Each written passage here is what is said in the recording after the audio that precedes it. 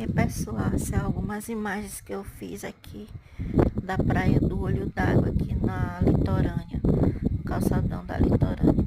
É só um pedacinho da praia onde eu fiquei lá, finalzinho de tarde, para pegar um vento de mar e ver o pôr do sol.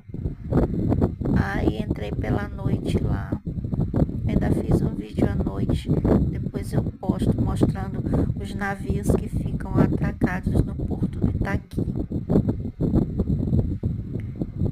Obrigado por assistir meus vídeos, beijo, gratidão.